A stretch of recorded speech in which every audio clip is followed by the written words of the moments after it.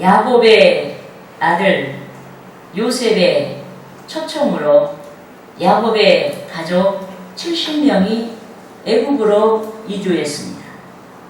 그들이 이주 초기에는 애굽에서 국무총리가 된 요셉의 권세에 힘입어서 고센 땅에서 순탄하게 정착했습니다. 하지만 애굽을 위한 요셉의 업적을 잊어버린 애굽의 왕들이 일어나자 이스라엘 자손, 즉 야곱의 후예들에게 고난의 그림자가 서서히 다가오기 시작했습니다. 이스라엘 자손의 번성을 지켜본 애굽의 왕들이 이스라엘의 부흥을 시기하더니 급기야 두려워하는 마음이 생겼습니다. 이스라엘이 막강하여 그들을 칠까?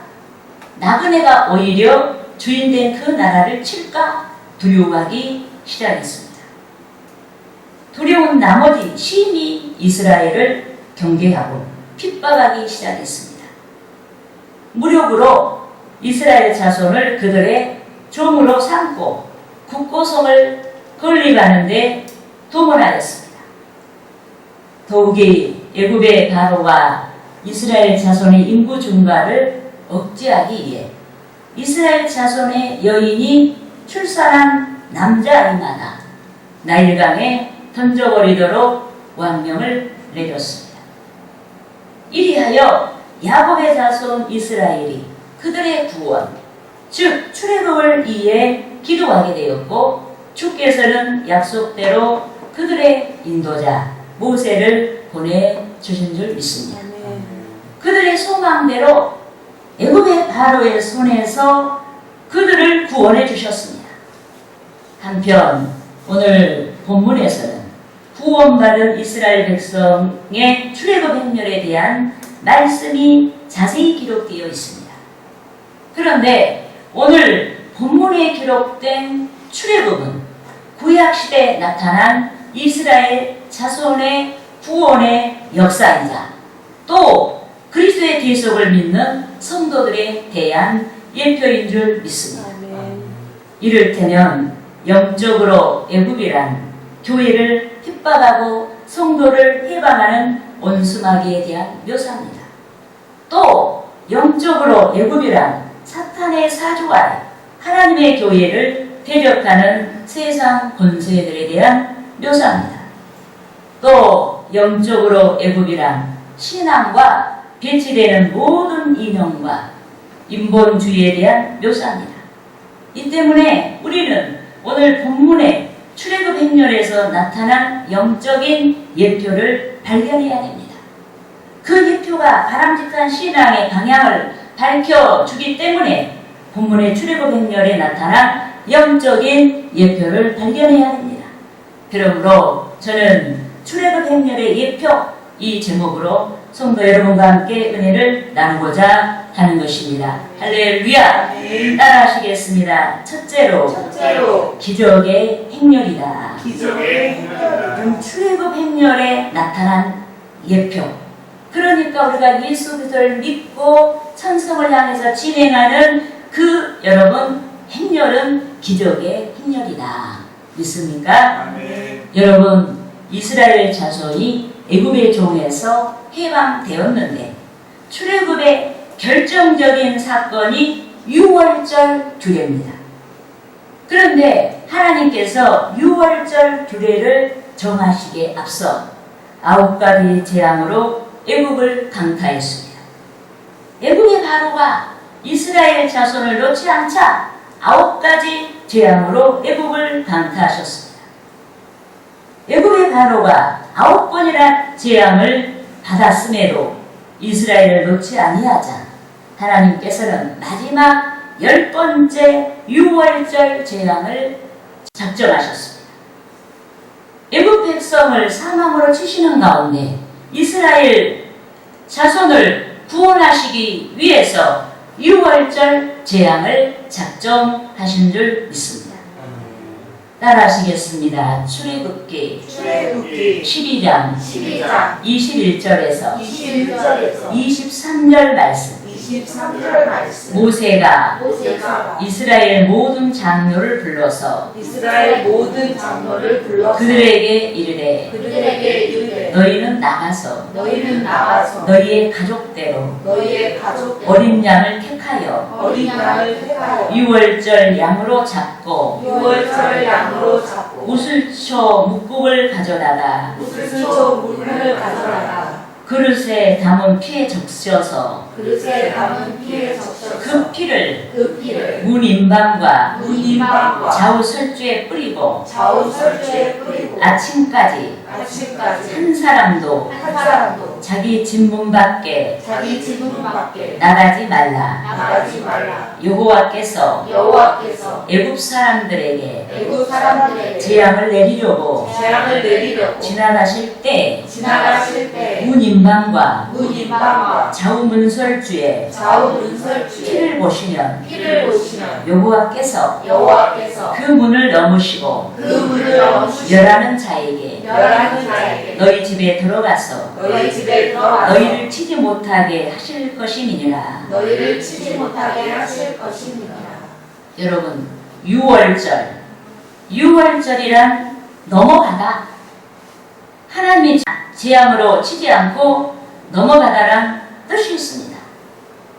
여호와께서 이스라엘 집집의 대문 좌우 설주에 유월절 양을 잡은 피를 뿌리게 하셨는데 유월절 양의 피를 발견한 이스라엘 집은 하나님께서 넘어가시고 재앙으로 치지 아니하시고 유월절 양의 피가 발견되지 아니한 애굽 집은 재앙으로 치셨습니다.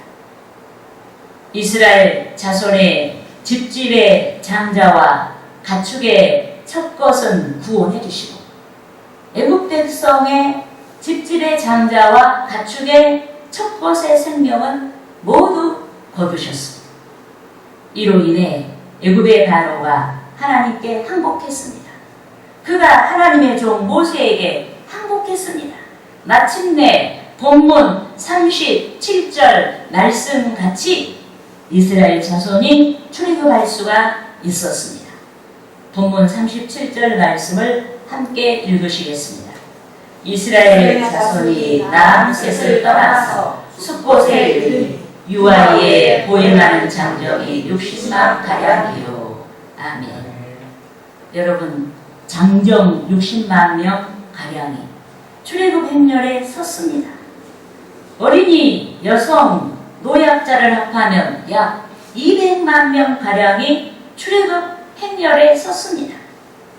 그런데 출애굽 행렬에 있는 자들은 주께 선택받은 자들입니다. 예컨대 하나님께서 이스라엘 자손의 선조, 믿음의 조상 아브라함에게 후예들의 구원에 대해 예언하셨습니다. 유월절로 말미암은 구원에 대해 예언했습니다. 이방에서 계기되어 400년 후에 약속의 땅 가나안으로 돌아올 것이다 라고 예언하신 줄 믿습니다. 따라하시겠습니다. 창세기 15장 13절에서 14절 말씀. 여호와께서 아브라함에게 이르시되 너는 반드시 알라. 내 자손이 이방에서 계기되어 그들을 섬기겠고 그들은 400년 동안 내 자손을 괴롭히리니 그들이 섬기는 나라를 내가 징벌할지며 그 후에 내 자손이 큰 재물을 이끌고 나오리라. 여러분, 하나님께서 믿음의 조상 아브라함에게 예언하신 대로 아브라함의 후에, 즉 이스라엘 자손이 애굽에 거주한 지 430년에 출애굽할 수 있도록 인도하셨습니다. 이러하듯이 저와 여러분이 하나님께서 작정하신 시간에 애굽으로 묘사된 세상으로부터 불러냄을 받은 줄 믿습니다. 또 이스라엘 자손이 주의 대속의 예표인 유월절 양의 피로 구원받았듯이 저와 여러분이 주의 대속을 믿음으로 말미암아 구원을 받은 줄 믿습니다. 그런데 이스라엘 자손이 천국의 상징인 가나안을 향해 출애굽 행렬에 있었듯이 저와 여러분이 천국을 향해 진행하는 대열에 있는 것입니다. 이 때문에 우리는 기적의 대열에서 진행하고 있습니다. 하나님의 성령이 죄인된 우리를 깨닫게 하시고 회개할 수 있도록 인도하시고 제사함의 은혜를 주셨기 때문에 우리는 기적의 대열에서 진행하고 있는 것입니다. 하나님의 성령이 우리의 몸을 당신의 성전을 삼으셨기 때문에 우리는 기적의 대열에서 진행하고 있습니다. 하나님의 성령이 우리를 인도하시되 천성에 이르기까지 인도하시고 일용할 양식으로 먹이시고 입혀주시기 때문에 우리는 기적의 대열에 서 있는 것입니다. 그러므로 저와 여러분이 항상 주의 구원을 기뻐하고 십자가 있는 신앙생활을 통해서 주께 영광을 돌려야 하는 것입니다. 할렐루야. 따라하시겠습니다. 둘째로 많은 잡족이 함께하는 행렬이다. 우리가 구원을 받고 천성을 향해서 갈 때 우리가 신앙생활하는데 아무런 이 거리낌이 없이 그냥 우리만 잘하면 되는 그 상황이 아니라는 얘기예요. 우리가 구원을 받고 천성을 향해서 나아가는 길목에는 많은 잡족이 함께 하는 것입니다. 여러분, 예수께서는 마태복음 13장 24절에서 30절 말씀에서 좋은 씨와 가라지 비유를 들어서 말씀하셨습니다. 여기서 좋은 씨란 순종하는 성도를 가리키고 가라지란 좋은 씨와 함께 자라고 좋은 씨의 성장을 희망하는 독보리와 비슷한 잡초를 가리킵니다. 그런데 오늘 본문에서 이스라엘 가운데 역사하신 전능하신 하나님을 목도한 잡족들이 가라지같이 이스라엘 자손의 출애굽 대열에 함께하였습니다. 신앙의 동기가 아닌 그들의 유익을 위해 이스라엘 자손의 출애굽 대열에 함께하였습니다. 본문 38절 우리가 함께 읽으시겠습니다. 수많은 잡족과 양과 소와 심이 많은 가축이 그들과 함께 하였으며. 아멘. 여러분, 여기서 잡족이란 이 아브라함의 후예들이 아닙니다. 야곱의 자손이 아닙니다. 그들은 애굽의 바로에게 핍박을 받으며 약속의 땅 가나안을 대망하며 기도하던 자들이 아닙니다. 본문에서 잡족이란 신앙의 연고가 없고 단지 하나님께서 이스라엘 자손의 구원을 위해서 역사하신 능력을 목도한 자들이었습니다. 이 때문에 그들은 신앙의 동기가 아닌 하나님의 복과 기력을 바라고 가라지같이 이스라엘 자손의 출애굽 대열에 섰습니다. 하지만 그들은 곡식 모양을 한 가라지가 곡식의 성장을 희망하듯이 선민 이스라엘의 신앙을 희망했습니다. 선민 이스라엘에게 나타난 유월절의 은혜, 즉 애굽에서의 구원을 하찮게 여기게 하고 양식 문제로 하나님을 원망하도록 선동하는 데 앞장섰습니다. 따라하시겠습니다. 민수기 11장 4절에서 6절 말씀. 그들 중에 섞여 사는 다른 인종들이 탐욕을 품음에 이스라엘 자손도 다시 울며 이르되 누가 우리에게 고기를 주어 먹게 하랴. 우리 애굽에 있을 때에는 값없이 생선과 오이와 참외와 부추와 파와 마늘들을 먹은 것이 생각나거늘 이제는 우리의 기력이 다하여 이 만나 외에는 보이는 것이 보이는 것이 아무것도 없도다 하니. 아무것도 없도다 하니. 여러분, 이스라엘 자손이 출애굽하면서 가지고 나온 양식이 한 달 만에 바닥이 나고 말았습니다. 그런데 이스라엘 중에 섞여 사는 많은 작족들이 애굽의 음식을 그리워하도록 이스라엘 백성을 선동하는 데 앞장섰습니다. 한편 하나님께서는 이스라엘 자손이 준비한 양식이 얼마나지 못할 것이란 사실을 아셨음에도 그들을 부득불 농경이 불가능한 광야로 인도하셨습니다. 가장 좋은 양식, 즉 기름의 양식을 계획하시고 그들을 광야로 인도하셨습니다. 또 하나님께서는 이스라엘 자손이 준비한 양식이 얼마나지 못할 것이란 사실을 아셨음에도 기름의 양식을 통해서 능력의 하나님을 일깨우고 그 하나님을 의존하여 따를 수 있도록 백성의 신앙을 키워주기 위해 백성을 광야로 인도하셨습니다. 그런데 백성을 광야로 인도하신 하나님께서 40년 동안이나 백성의 먹을거리를 위해 하늘에서 기적의 만나를 내려주신 줄 믿습니다. 따라하시겠습니다. 출애굽기 16장 35절 말씀. 사람이 사는 땅에 이르기까지 이스라엘 자손이 40년 동안 만나를 먹었으니 곧 가나안 땅 접경에 이르기까지 그들이 만나를 먹었더라.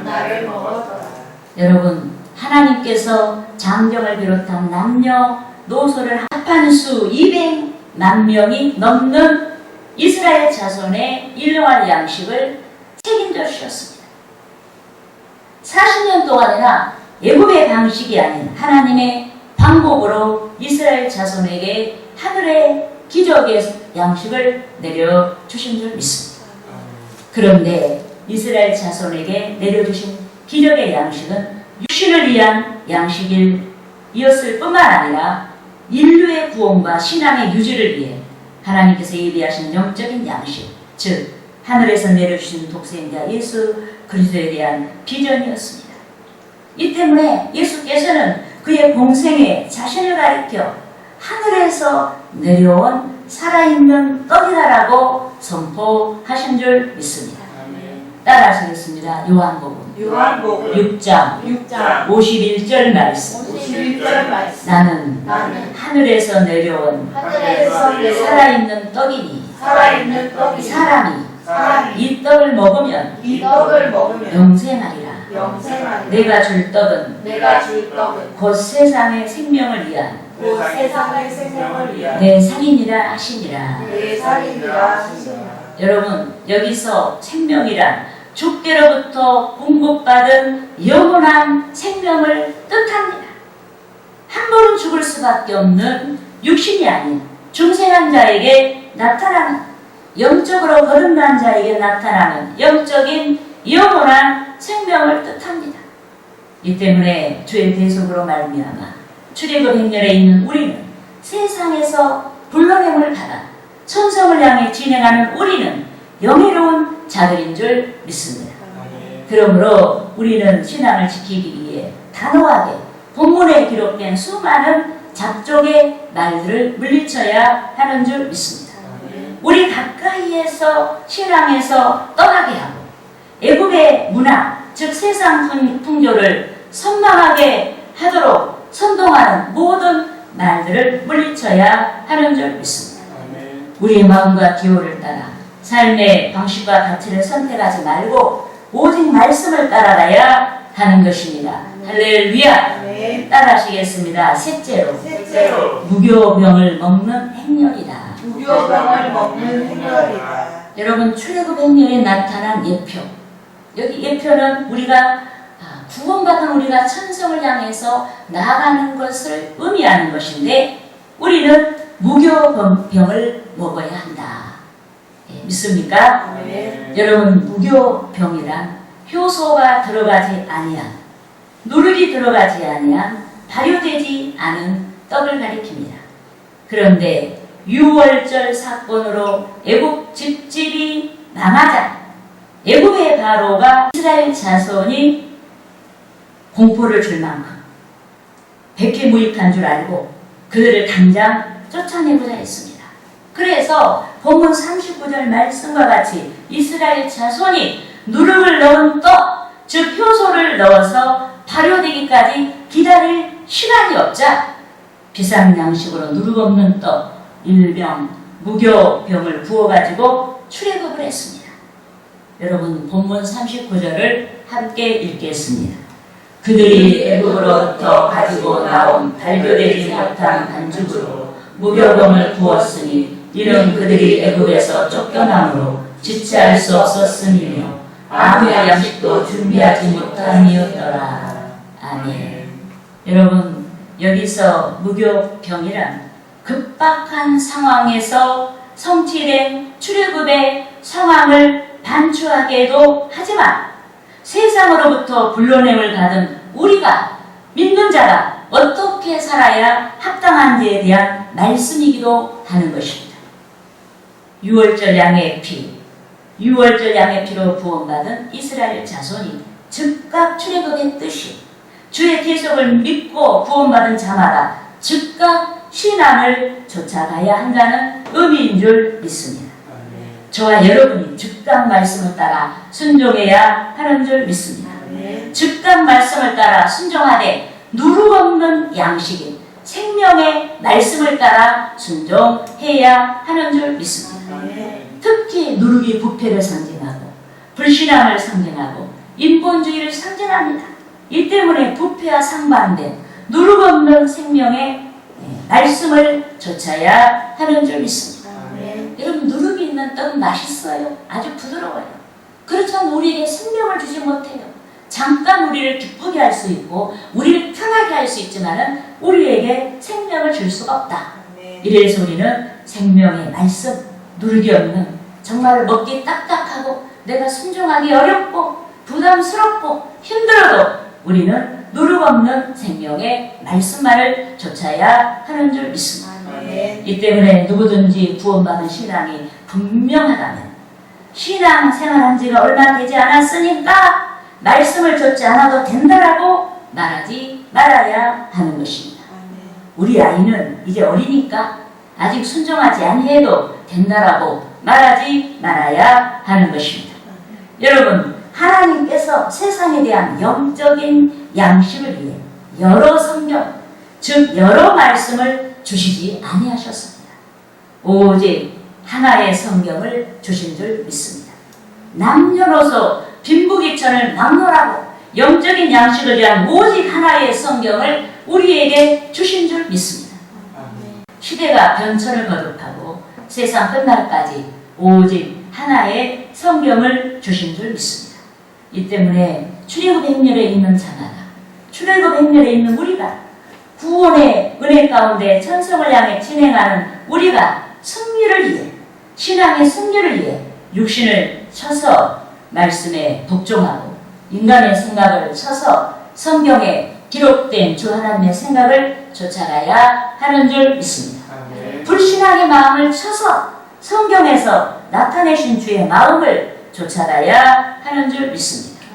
특히 오늘 본문 41절 말씀과 같이 아브라함에게 약속하신 후예들의 구원이 430년이란 오랜 시간의 침묵을 깨고 성취되었듯이 여기 모인 우리의 구원이 하나님께서 작정하신 때를 따라 은혜 가운데 성취되었다는 사실을 우리는 기억해야 하는 줄 믿습니다.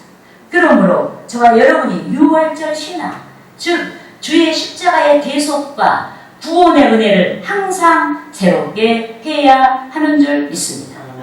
영적인 모든 축복이 주의 구원의 중심으로 성취되는 까닭에 우리는 십자가의 대속의 은혜가 아득한 시대의 사건이 아닌 지금 우리의 마음 가장 가까운 곳에서 우리를 순종으로 인도하는 능력이 되게 해야 하는 것입니다. 할렐루야.